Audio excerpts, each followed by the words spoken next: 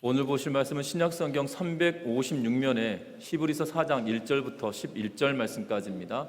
히브리서 4장 1절부터 11절 말씀까지 제가 한 절 읽고 여러분들 한 절 읽고 교독하여 읽도록 하겠습니다. 히브리서 4장 1절부터 11절 말씀입니다.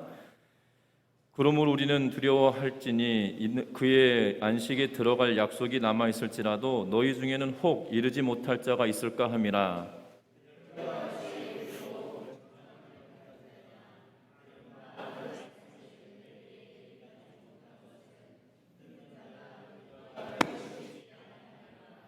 이미 믿는 우리들은 저 안식에 들어가는도다. 그가 말씀하신 바와 같으니 내가 노하여 맹세한 바와 같이 그들이 내 안식에 들어오지 못하리라 하셨다 하였으나 세상을 창조할 때부터 그 일이 이루어졌느니라.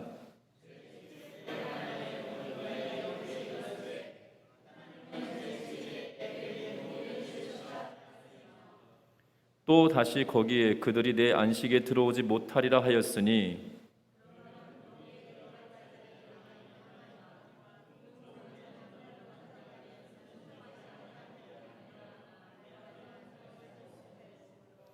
오랜 후에 다윗의 글에 다시 어느 날을 정하여 오늘이라고 미리 이같이 일렀으되 오늘 너희가 그의 음성을 듣거든 너희 마음을 완고하게 하지 말라 하였나니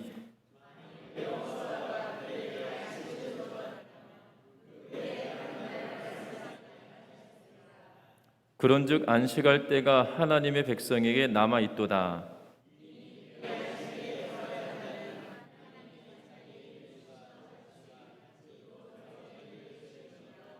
같이 읽습니다. 그러므로 우리가 저 안식에 들어가기를 힘쓸지니 이는 누구든지 저 순종하지 아니하는 본에 빠지지 않게 하려 함이라. 아멘. 우리 서로 인사 나누고 말씀 나누겠습니다. 사랑하고 축복합니다. 옛날부터 우리의 조상은 이 집을 고를 때에 남양집이냐라는 이야기들을 많이 하고 또한 남쪽으로 집을 지었습니다. 그것은 다른 것이 아니라 우리나라의 계절 특성상 남양집을 지어야 여름에는 시원하고 겨울에는 따뜻하기 때문이라는 거죠. 그래서 남쪽을 향하여 집을 지을 때 겨울이면 집안 안쪽까지 햇볕이 들어옴으로 인하여서 집안의 공기를 따뜻하게 하고 집안이 따뜻하게 하여서 겨울을 나기가 쉽게 하였습니다. 반면에 이 여름이면 해가 높이 뜨기 때문에 이 집안으로 그늘이 더 많이 지게 함으로 인하여서 여름에는 가급적 시원할 수 있도록 만드는 것이 자연적인 이치였다는 거죠. 그런데 우리와 달리 서양 사람들은 집에 가치를 둘 때 방향을 중심으로 하는 것이 아니라 그 집이 어떠한 경치를 보여주고 있느냐에 따라 달라진다는 겁니다. 현대를 살아가는 이 대한민국도 이제는 점점점 이 집의 방향보다도 이제 난방이나 냉방을 잘 할 수 있기 때문에 집의 방향보다도 집에서 무엇이 보이느냐에 따라 집의 가치가 달라지는 것을 보게 됩니다. 그래서 서양 사람들은 강을 끼고 있거나 바다를 끼고 있거나 산을 끼고 있거나 그 산의 경광을 보거나 강이나 바다의 경관을 볼 수 있는 창이 몇 개이냐에 따라서 집의 가치가 달라진다라고 말을 하며 심지어 그러하기 때문에 우리가 생각할 때 이 영화 같은 걸 보면 대저택이다라고 느껴지는 그러한 이 느낌의 그 집들을 보면 자연 경광을 집 안으로 가지고 들어와서 넓다란 정원과 그리고 커다란 이 대지 안에 집을 지어 놓는 그러한 모습을 보게 됩니다. 그래서 집 안에서 이 사계절을 보게 하고 또한 집 안에서 자연 풍광을 느끼게 할 수 있도록 만들었던 것이 서양 사람들의 집 문화였던 걸로 보여집니다. 그래서인지 이 우리가 잘 알고 있는 이 밀턴의 대서사시인 신라곤이라고 하는 책에서도 아담이 범죄함으로 인하여 낙원을 잃어버렸다는 것을 통하여 다시금 낙원을 찾아가는 그러한 것에 대한 내용을 시사하고 있는 것을 보게 되는데 저와 여러분들의 인생에도 마찬가지인 것 같습니다. 우리도 쉼이 있고 또한 쉼표가 있는 삶을 살아야 된다라고 이야기하며 안식을 누려야 된다라고 말하는 것을 보게 되는데요. 특별히 오늘 성경의 말씀은 우리들에게 안식에 관한 이야기를 말하고 있는 것을 보게 되어집니다. 특별히 이 안식이라고 하는 것이 히브리서에 굉장히 많이 강조되어지고 있는 그러한 말씀인데요. 이 안식은 히브리서에 기록하고 있는 말의 특징들을 보면 휴식을 의미하거나 휴식처를 의미하는 그러한 안식의 단어를 사용하고 있는 것을 보게 됩니다. 특별히 히브리서에서 말하고 있는 이 안식은 휴식처를 이야기하고 있을 뿐만 아니라 신명기와 또한 이 모세오경에서 기록하고 있는 것처럼 안식에 관하여 이야기할 때 이스라엘 백성들이 가나안 땅을 향하여 나아가는 것을 이 작은 의미로 이야기하고 있을 뿐만 아니라 더 넓은 의미로는, 더 정확한 의미로는 예수 그리스도를 믿음으로 우리가 구원에 이르는 여정을 두고 안식함이다라는 이야기를 하고 있는 것을 보게 되어집니다. 그런데 이스라엘 백성들이 안식을 누리기 위하여 출애굽을 하여서 가나안 땅을 향하여 가지만 그들이 모두 다 그 안식이라고 여겨졌던 가나안 땅에는 들어가지 못했다는 거고, 그리고 그걸로 인하여서 오늘 성경에도 안식에 들어간 자와 들어가지 못한 자에 관한 이야기를 말하여 주고 있는 것을 보게 되어집니다. 특별히 저와 여러분들의 삶에도 우리 안에 정말 하나님이 주시는 안식과 평안이 우리 가운데 충만하여지시기를 주의 이름으로 부탁드리며 오늘 말씀을 나누려고 하는데요. 우리가 안식을 누릴 수 있는 그 힘의 근원은 도대체 어디에서 나오느냐는 것입니다. 오늘 성경을 통해서 우리가 말씀을 나눠볼 텐데요. 1절 말씀 같이 한번 읽어보겠습니다. 1절의 말씀입니다. 그러므로 우리는 두려워할지니 그의 안식에 들어갈 약속이 남아 있을지라도 너희 중에는 혹 이르지 못할 자가 있을까 함이라. 아멘. 오늘 1절 말씀에 보면 우리는 두려워할지니 라고 이야기합니다. 여러분들 성경을 읽다 보면 하나님은 우리에게 두려워하지 말라 라는 말씀을 여러 차례 하고 계시는 것을 보게 됩니다.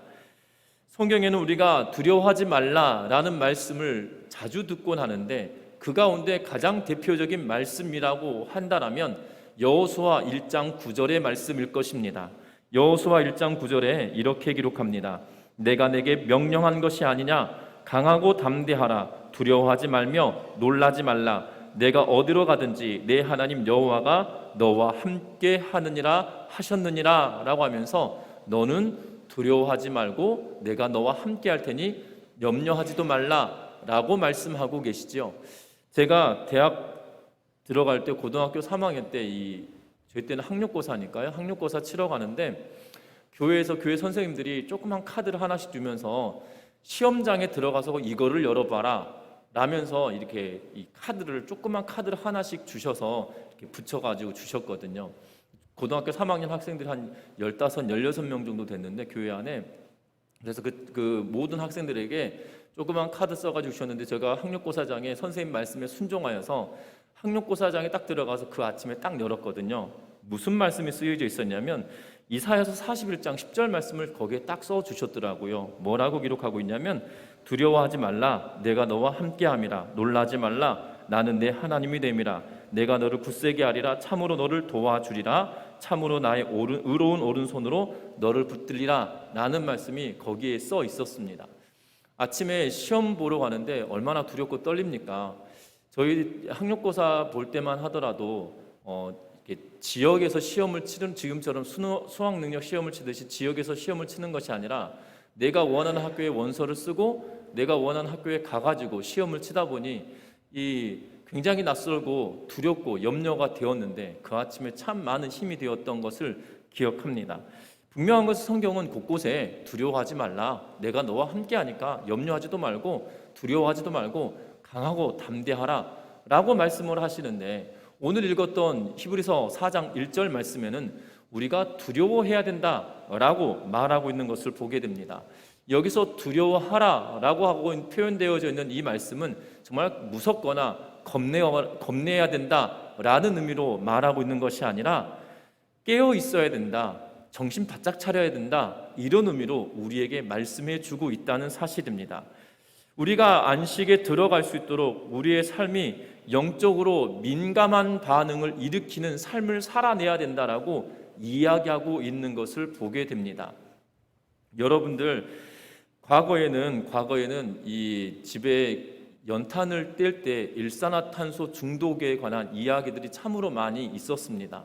제가 초등학교 다닐 때만 하더라도 이 일산화탄소 중독으로 인해서 연탄가스 마신 일들이 종종 있었습니다. 초등학교 학교 다닐 때 학교 친구들 중에서도 이 연탄가스 마셔가지고 그날 학교를 못 왔던 친구들도 종종 있었거든요. 그런데 그 놀라운 것은 이 친구들 말을 들어보면 엄마가 냄새를 맡고 그 문을 환기시켜줘서 큰 난리가 안 나서 다행이었다, 그런 이야기를 들을 때가 참 많았었습니다. 어머니들은 대단한 능력을 가지고 있습니다. 그 능력이 뭐냐면, 분명히 같이 자고 있었는데 아버지나 저나 다른 분들은 잘 못 느끼는데도 불구하고 엄마들은 그 냄새를 그 와중에 어떻게 맡으시냐는 거죠. 그리고 그 후에 이 조치를 취하게 되어지는 그러한 일들을 보게 된다는 겁니다. 제가 자녀들을 양육하면서도 그러한 것을 느낄 때가 참 많습니다. 아버지는 잘 모릅니다. 근데 엄마는 자면서도 애가 열나는 것을 알고 자면서도 무슨 일이 있는 것을 알거든요. 그것을 두고 우리는 뭐라고 표현합니까? 민감하다, 예민하다라고 이야기를 하죠. 저와 여러분들이 삶을 살아가면서 신앙생활하고 인생의 여정을 걸어갈 때도 우리가 민감하다, 예민해야 된다는 것은 까칠하다는 의미를 말하고 있는 것이 아니라 어떠한 일이나 사안이 벌어지는 일들에 대하여 그것에 경각심을 갖고 그것을 두려워하며 나아가라고 우리에게 말하고 있는 것을 보게 됩니다. 왜 두렵고 떨림으로 나아가야 될까요? 빌립보서 2장 4절 말씀에, 빌립보서 2장 12절에서는 이렇게 기록합니다. 나의 사랑하는 자들아, 너희가 나 있을 때뿐 아니라 더욱 지금 나 없을 때에도 항상 복종하여 두렵고 떨림으로 너희 구원을 이루라 라고 말합니다. 두렵고 떨림으로 너희 구원을 이루라라고 이야기하면서도 동일하게 여기서 두려운 마음을 가져야 된다라고 이야기하고 있다는 것이지요. 저와 여러분들이 안식에 관한 이야기를 할 때 왜 두려워해야 되고 민감해야 되는지, 그 이유는 다른 것이 아니라 아직이라고 하는 의미 때문입니다. 여러분들 구원은 이미와 아직 사이에 있다는 거죠. 이미는 무엇이냐면, 저와 여러분들이 예수 그리스도를 믿음으로 받아들이고 하나님을 나의 주, 나의 하나님으로 모셔드리면 우리에게 구원을 이미 허락하여 주셨다는 겁니다. 그런데 놀라운 것은 이미 우리에게 구원을 허락하여 주셨음에도 불구하고 아직 우리가 구원받지 못했다는 거죠. 왜 우리가 아직 구원받지 못했냐면, 구원의 완성은 우리가 하나님 앞에 섰을 때에 완성되는 것이기 때문이에요. 쉽게 말하면 우리가 하나님께로 가든지 하나님이 우리에게 오든지 둘 중에 한 번 일어날 때 구원의 완성이 이루어진다는 겁니다. 그러면 저와 여러분들은 이미 구원을 받았고 아직 완성되지 않은 구원의 여정을 살아가는 인생이기에 우리가 예민하고 민감하며 두려워 떠는 마음으로 구원을 이루어가는 은혜가 있어야 된다라고 성경은 말하고 있다는 겁니다.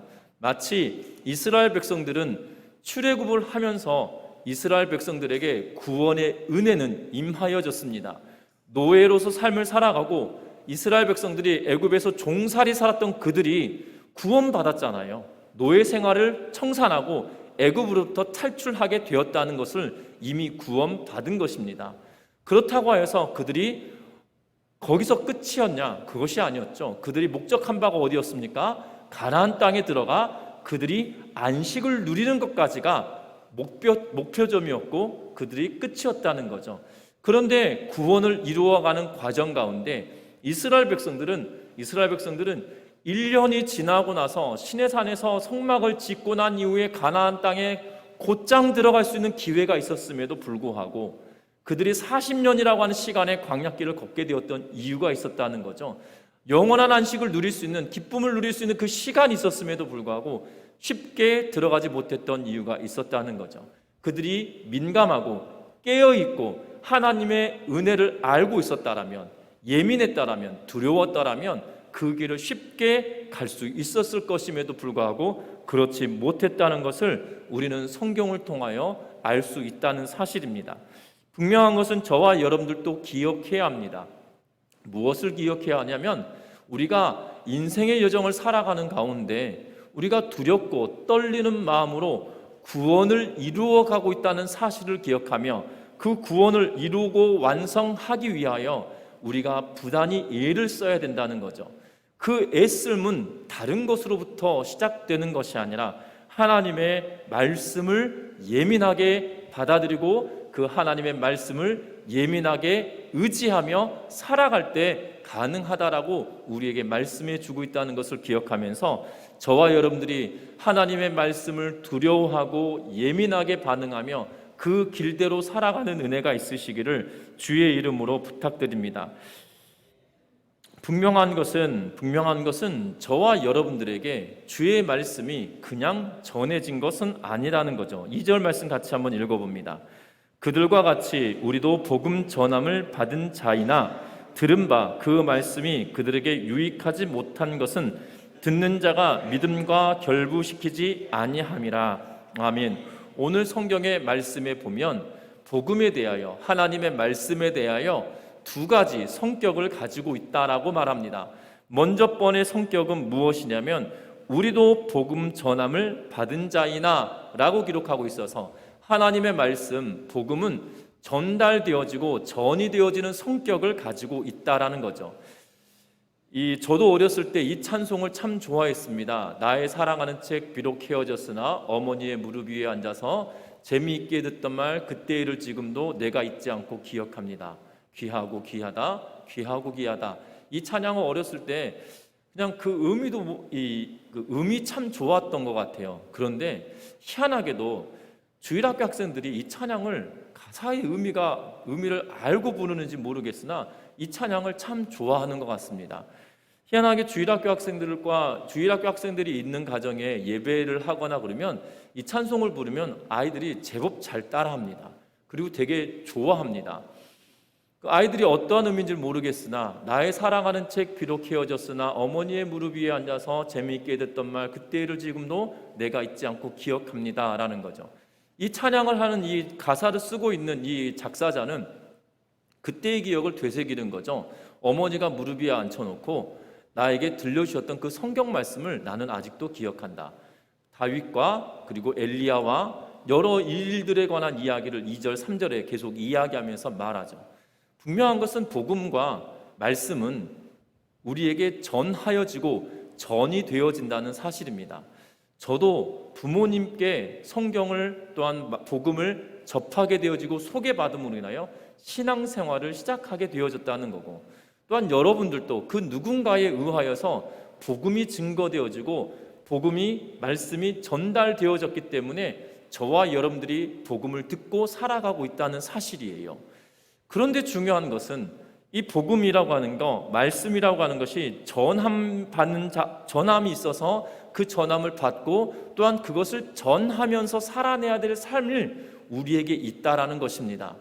뿐만 아닙니다. 오늘 성경의 말씀에 보면 또 다른 특징을 이야기하고 있는데 그 특징은 다른 것이 아니라 듣는 자가 믿음과 결부시키지 못함이니 라고 이야기하고 있다는 거죠. 믿음과 연결을 시키지 못하는 것이었다는 겁니다. 말씀을 믿음과 연결시키지 못하였기 때문에 안식에 이르지 못했다라고 말하고 있다는 거죠. 하나님의 말씀을 민감하고 예민하게 받아야 되는데 그렇지 못함으로 인하여 안식에 들어가지 못하였고, 또 하나는 우리에게 말씀을 주시고 복음이 전하여지고 증거되어졌는데 그 전하여진 그 말씀이 나의 믿음과 하나가 되지 못하고 믿음과 연결되어지지 못함으로 인하여 우리가 안식에 이르지 못했다라고 지금 이 히브리서 저자는 우리에게 말하고 있다는 겁니다. 그러면 믿음은 무엇일까요? 믿음은 무엇이길래 하나님의 말씀과 믿음을 하나 되게 하지 못했다라고 말하는 것일까요? 믿음은 히브리서에 이렇게 말합니다. 히브리서 11장 1절 말씀에 믿음은 바라는 것들의 실상이요 보이지 않은 것들의 증거니라고 이야기합니다. 이 말씀이 우리들에게 쉽게 이해가 되지 않을 때가 있는데 좀 더 쉽게 번역되어져 있는 성경을 인용해 보면 이렇게 말합니다. 믿음은 우리가 바라는 것들에 대해서 확신하는 것입니다.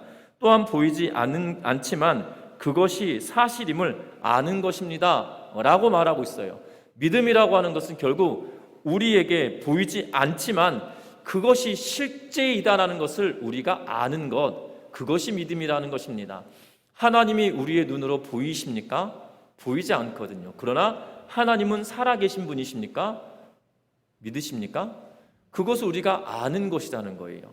예수께서 지금 우리 눈에 보이지 않으십니다. 그러나 그가 이 땅에 육신의 몸을 입고 이 땅에 오셔서 십자가에 죽으시고 부활하시고 승천하셨다는 사실이 지금 내 눈에 보여지지 않지만 그것을 사실인 것으로 아는 것, 그것이라는 거예요. 그것을 믿는 것, 그것이 믿음이다라고 말합니다. 뿐만 아니라 우리가 되어질 것에 대하여 바라는 것들에 대하여서 확신하는 것, 우리가 하나님께서 우리를 구원시키시고 소망을 품고 살아감으로 인하여 우리에게 어떻게 되어질 것인지에 대한 확신을 가지고 살아가는 것이 바로 믿음이다라는 것이에요. 그런데 중요한 것은 하나님의 말씀하고 확신과 사실을 아는 것에 대하여 하나 되게 만드는 일이 우리에게 있지 않다는 사실입니다. 그것이 두려운 일인 것입니다. 그것이 염려가 되는 것이에요.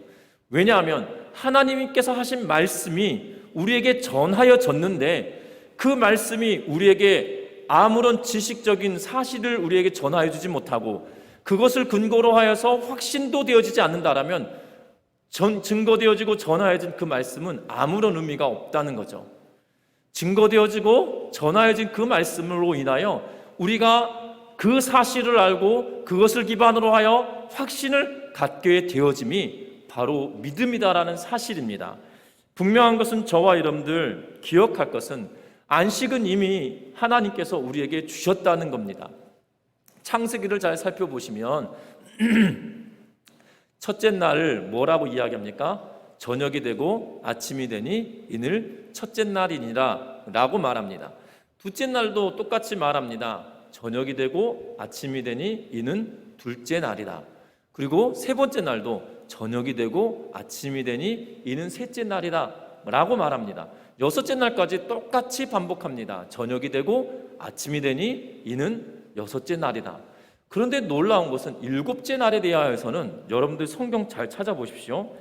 일곱째 날에 대해서는 성경에 뭐라고 이야기하시냐면 저녁이 되고 아침이 되니 라는 표현이 나타나지 않습니다. 저녁이 되었다는 표현을 쓰지 않아요. 일곱째 날이다. 일곱째 날에 하나님께서 안식하셨다라고 하며 그 날을 마치고 있는 것을 보게 되어집니다. 그 이유는 영적인 의미로, 문자적인 의미는 하나님께서 그냥 쉬셨다라는 표현이기 때문에 영적인 의미는 결국 무엇이냐면 그때로부터 지금까지 하나님의 안식 가운데 우리가 들어가도록 만드셨다라는 의미를 내포하고 있는 거죠.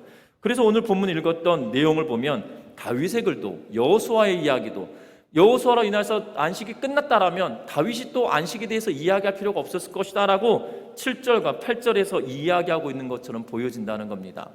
여러분들 중요한 것은 우리에게 하나님께서 안식을 허락해 주셨는데 그 안식에 들어갈 수 있는, 그 안식을 누릴 수 있는 힘은 바로 증거되어진 말씀을 민감하게 받아들인 것이고 또한 증거되어진 하나님의 말씀을 우리가 믿음과 결부시켜서 그 믿음으로 받아들이는 것이라는 사실이에요. 그런데 증거되어진 말씀에 민감하게 반응하고 믿음으로 결부시키는 힘은 다른 데서 있는 것이 아니라는 것입니다. 그것은 다른 것이 아니라 그 말씀대로 우리가 순종하며 나아갈 때 가능하다는 사실들을 우리에게 말하여 주고 있는 것을 보게 됩니다.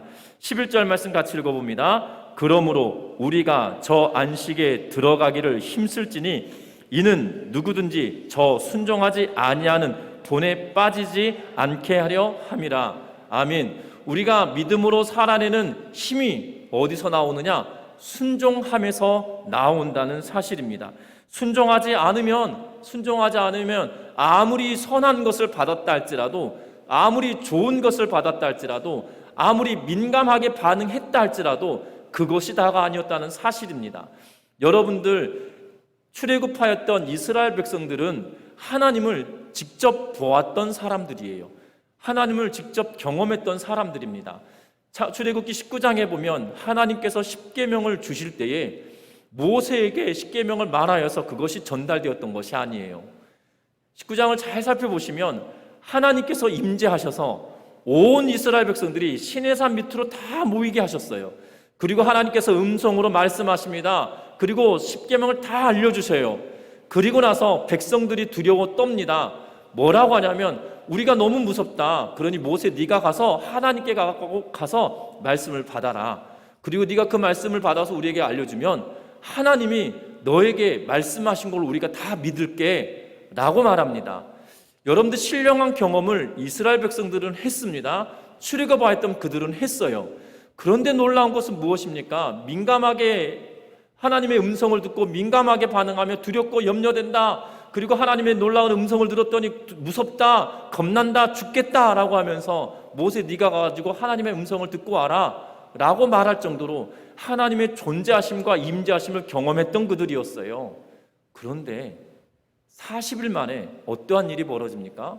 모세가 시내산에 올라가서 하나님께 음성을 듣고 성막을 어떻게 지어야 된다라는 그 말씀을 받은 그 40일간의 기간 동안, 40일 동안 모세가 내려오지 않은 걸로 인하여서 그들이 무엇하고 있습니까? 금송아지를 만들어서 그들이 스스로 죄악을 범하고 있는 그러한 모습에 빠져 있는 것을 보게 된다는 거죠. 여러분들, 믿음과 결부시키지 못하고 민감하게 반응했다고 해서 믿음과 결부시키지 못하면 결국 순종의 자리까지 나아가지 못한다는 거예요. 하나님의 말씀을 받고 들었다라면 그 순종의 자리까지 나아갈 때 우리가 평안한 안식이 우리의 삶 가운데 임하게 되어진다는 것을 기억하는 우리 전미중학교의 모든 성도님들 되시기를 주의 이름으로 부탁드립니다. 놀라운 것은 그 순종의 길을 걸어갔던 사람들은 그들이 비록 힘들고 어려운 강약길이었다 할지라도 하나님의 돌보심을 경험했던 사람들이었다는 거예요. 순종하지 않으면 아무리 귀한 하나님의 능력을 보았고 하나님의 임재하심을 경험했다 할지라도 그것이 다가 아니었다는 겁니다.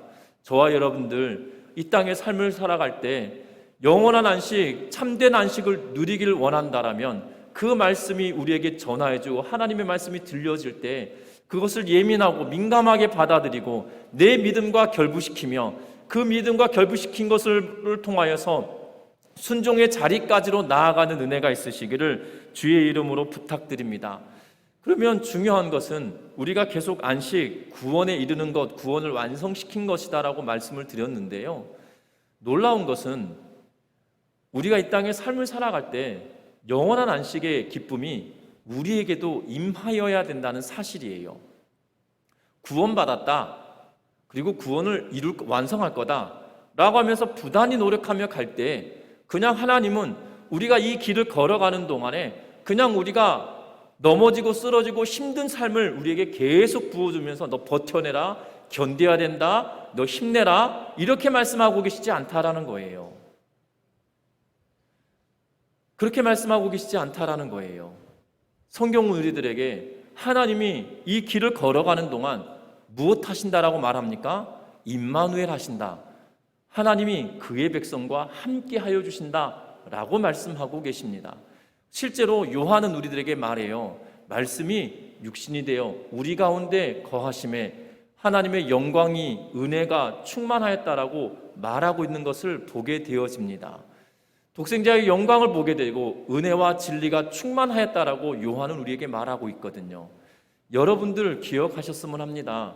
이 땅의 삶을 살아갈 때 그냥 구원받았다, 구원이 완성될 거다, 그 과정은 네가 알아서 버텨내라, 이렇게 말씀하는 하나님이 아니셨다는 거예요.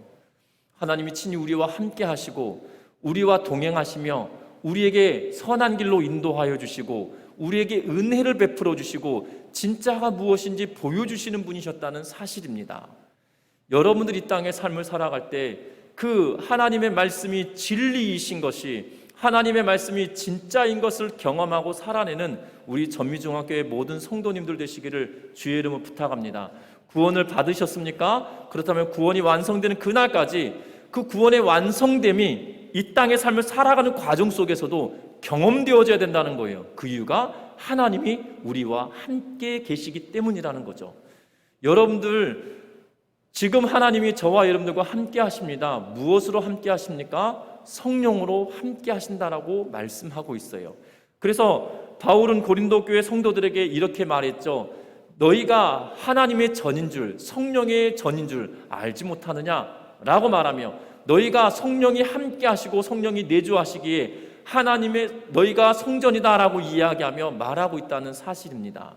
여러분들, 분명한 것은 하나님이 우리와 함께 하시기에 독생자의 영광을 우리가 보고 은혜와 진리가 충만한 삶을 살아가는 우리 모두가 되시기를 주의 이름으로 부탁합니다. 이 땅의 삶이 은혜와 진리가 충만한 삶이어야 된다는 거예요. 오늘은 8월 15일입니다. 광복절이거든요. 여러분들 8.15 광복을 맞이하면서 수많은 독립투사들, 수많은 이 대한민국의 사람들이, 이 조선의 사람들이 너무나도 애쓰고 수고하였던 것들은 우리가 너무나도 잘 압니다. 그런데 놀라운 것은 그 안에 그리스도인들의 역할들이 참으로 대단했었다는 거죠. 여러분들 잘 생각해 보면 때로는 이 한국사 이 근현대사를 이야기하면서 그리스도인들에 대하여 폄하하는 분들도 종종 있긴 하나, 그런데 그것은 해석할 때 잘못 해석했기 때문이라는 것입니다. 분명한 것은 이 일제강점기, 우리가 잘 알고 있는 3.1운동 할 때도 민족대표 33명 중에 16분이 기독교인이었다는 거죠. 그것도 목사님, 장로님들이셨다는 사실입니다. 그들의 행적이 단지 인구 대비로 보면 얼마 되지 않았던 그리스도인들이었음에도 불구하고 독생자의 영광을 경험하고 난 사람들의 특징처럼 그들이 은혜와 하나님께서 그들에게 베푸신 행동들을 인하여 그 놀라운 은혜를 경험하고 진짜가 무엇인지 경험함으로 말미암아 그들이 선한 영향력을 이 땅 가운데 베풀며 살아냈다라는 사실이에요. 선한 영향력을 베풀고 살아냈다는 사실입니다. 여러분들 기억하셨으면 해요. 이 조선은 노예제도가 있었던 나라입니다. 그런데 우리는 언제 노예제도가 없어졌을까요? 언제 노예제도가 없었을까요? 네? 6.25 때요? 아니요. 예수를 믿었던 상전들이 그들의 종을 놓아줄 때부터 시작이었습니다. 정말 놀라운 거예요. 왜냐하면 종을 부리고 사는 것이 얼마나 편할지 모르겠어요. 그런데 그 편함을 포기했던 이유가 하나님의 말씀을 보니 그들의 생각이 뒤집어지고 바뀌어진 거죠. 진짜를 알면, 진짜를 경험하면 이 땅의 삶을 바꾸어가는 힘이 생겨진다는 거예요. 우리는 하나님을 믿는다라고 말합니다. 그리고 하나님이 나의 하나님이다라고 고백합니다. 그리고 하나님의 말씀이 우리에게 증거되어지고 전달되어집니다. 그런데 우리는 정작 그 하나님의 말씀 앞에 믿음과 결부가 되지 아니하고 믿음대로 순종해야 되지 않으니까 우리는 결국 우리의 삶에서는 선한 영향력, 진짜가 무엇인지 드러내고 나타내는 삶을 살아내지 못한다는 거예요. 우리 하나님의 말씀이 우리에게 요청하고 우리들에게 말합니다. 너의 삶 가운데 이러한 것들이 잘못되었다면 바꿔야 된다라고 이야기할 때 우리는 그것을 바꾸려고 하지 않아요. 때로는 이것이 물질적으로 어려운 투자를 해야 되는 그러한 상황이 생겨버리면 그냥 접어버립니다. 덮어버립니다. 그런데 우리의 믿음의 선배들은 그렇지 않았다는 사실이에요. 우리가 잘 알고 있는 이 김제 금산이라고 하는 지역에 금산교회가 있어요. 그런데 교회사 책에 이 금산교회가 왜 유명하냐면 그곳에 주인과 종이 같이 교회를 다닙니다. 그런데 주인과 종이 같이 교회를 다녔는데 장로 투표를 하게 되었어요. 그런데 주인이 장로님이 될 거라고 교회 성도들은 다 생각했는데 웬걸 종이 장로 피택이 된 거예요. 그러면 우리가 일반적으로 생각하면 어떻게 하겠습니까? 내가 주인인데 장로 선거에서 떨어졌어요. 근데 내 종이 됐어요. 그러면 내 종을 암암리에 갈구겠죠. 예. 이쪽 저쪽 수많은 방법과 노력으로 인간적인 생각으로 막 이렇게 해가지고 나보다 장로님 빨리 안 되도록 만들 것 같아요. 저 같으면 사람이 좀 더러워가지고 제가 그럴 것 같아요. 그런데 그분은 어떻게 했냐면요, 먼저 장로 되도록 만들고 그리고 그분에게 공부를 시킵니다. 그리고 그분을 평양신학교로 보내요. 그리고 그 교회 담임 목사님을 다시 모셔와요. 그래서 금산교회가 굉장히 유명한 이유가 거기에 있어요. 이것이 그리스도인들의 모습이었어요. 자신의 종을 자기가 섬기는 목회자로 세운다는 거, 만든다는 게 쉬운 일일 것 같으십니까? 학비를 다 대고 그리고 그가 생활할 수 있도록 만들어내면서 그의 주인이 자신의 노비를 그렇게 만들 수 있겠냐 이 말이에요. 아니었다는 거죠. 그리스도인에게는 가장 큰 힘은 다른 것이 아니에요. 믿음과 말씀이 하나 되어져서 그것으로 인하여서 우리가 순종의 길을 걸어갈 때 그게 큰 힘이 나타나고 능력이 나타나는 거예요. 8.15 광복절을 맞이했습니다. 우리의 믿음의 선배들처럼 저와 여러분들도 이 땅 가운데 선한 영향력을 미칠 수 있는 믿음의 성도님들 되시기를 주의 이름으로 부탁합니다. 그 선한 영향력을 미칠 수 있는 힘은 다른 데서 나오는 게 아니에요. 신령한 은혜를 경험하고 하늘의 안식을, 하나님께서 주시는 안식을 경험하고 살아내는 그 사람으로부터 시작되어진다는 것을 기억하면서 저와 여러분들이 이 민족 가운데 선한 영향력을 미치며 살아낼 수 있는 믿음의 성도님들 되시기를 주의 이름으로 부탁드립니다. 우리 찬양하시겠습니다.